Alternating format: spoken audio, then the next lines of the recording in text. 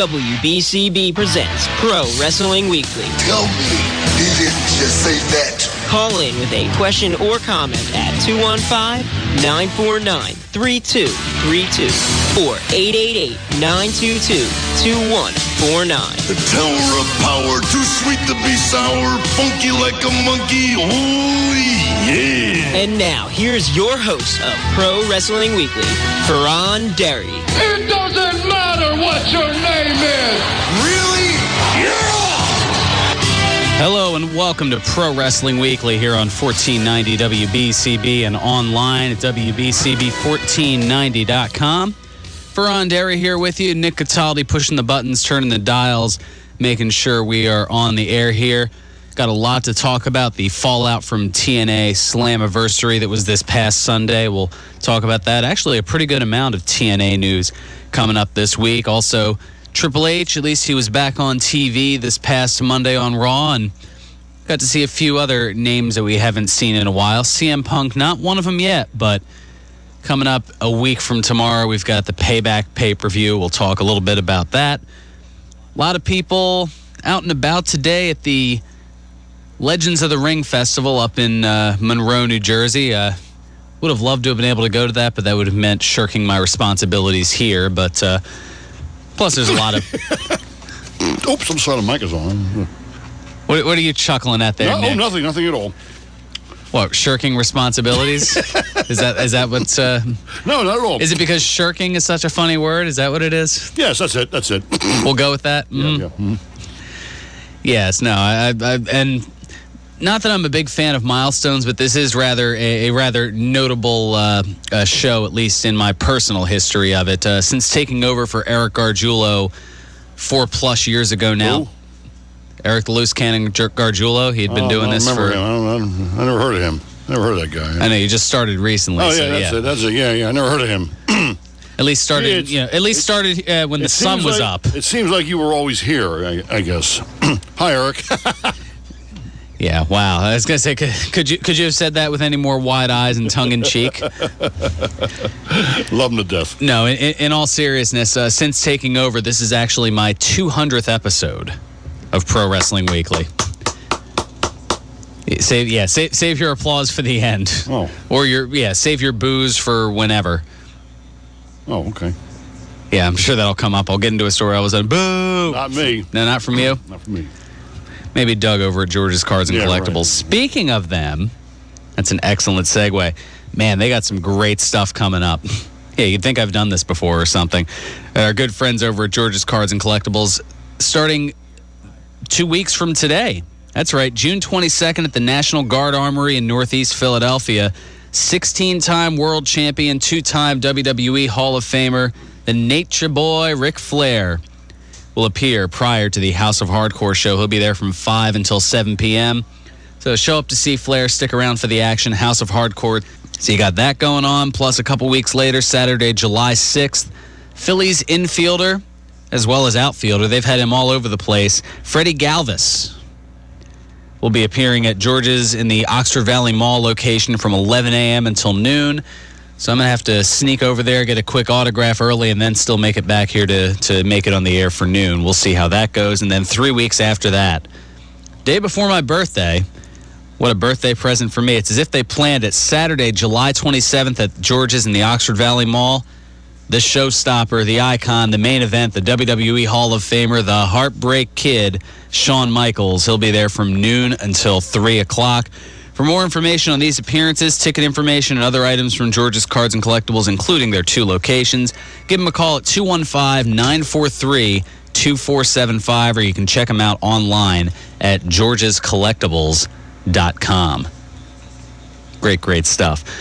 All right, let's... got a little bit of audio for you. I mentioned a few people coming back to Raw we haven't seen in a while. One of them being none other than Miss Stephanie McMahon, who hasn't been on TV in about a year, probably because she was working on child number 3 with Triple H.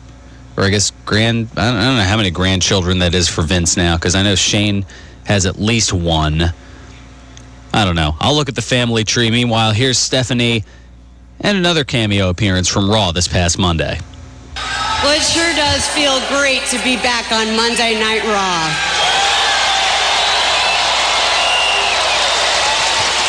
Unfortunately, I wish it was under better circumstances.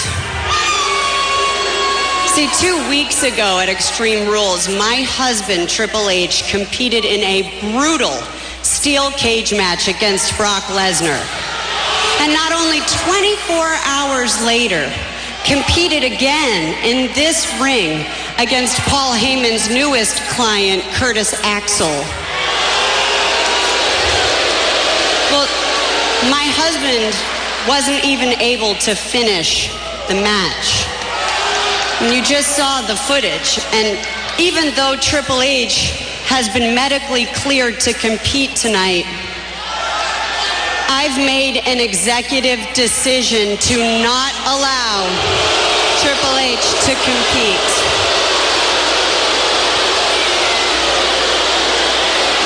I made this decision as an executive, as a wife, and as a mother.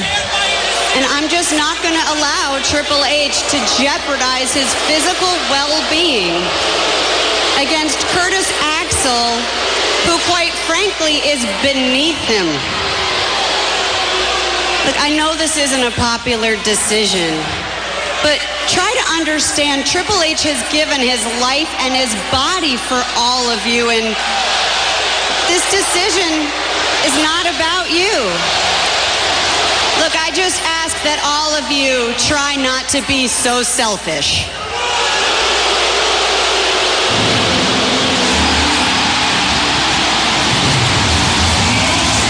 This is going to be interesting. Here is the chairman of WWE, Mr. McMahon. And maybe more important than that, it's Stephanie's father. What a way to start Raw. And I cannot help but wonder what both Mr. McMahon and Stephanie's husband, Triple H, think about her decision.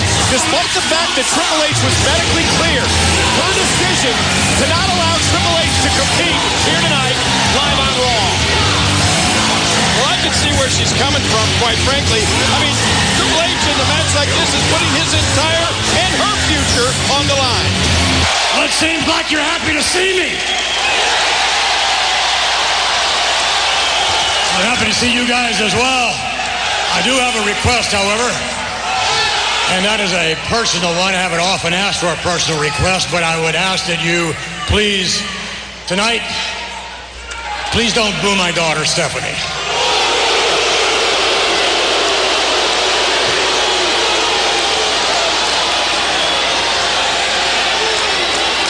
Come on, guys, she's got feelings just like each and every one of you.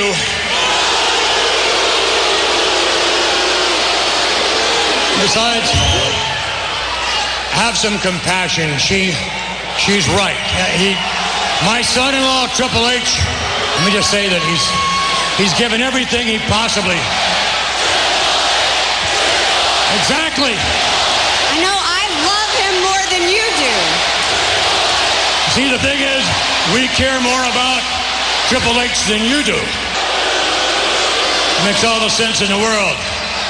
Triple H is the father of Stephanie's children, my grandchildren. So let me just state this. Triple H emphatically will not compete here tonight.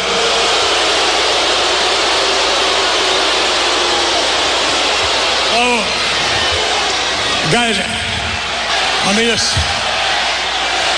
What do you want? Yeah, you want Triple H.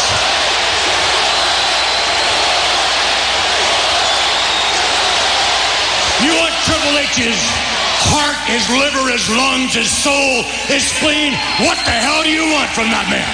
Let me state that. You know, WWE is family entertainment. It's not a blood sport. So let me just state this for the record. Kofi Kingston last week was put through a table. What did you chant? One more time. Put through another table. What did you chant? One more time. One more time.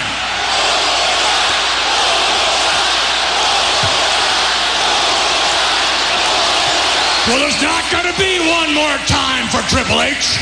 Not tonight. Not any night. And besides, just like Stephanie said, this Kurt Axel guy is beneath Triple H. You know what? I'm thinking tonight that each and every one of you are beneath Triple H as well.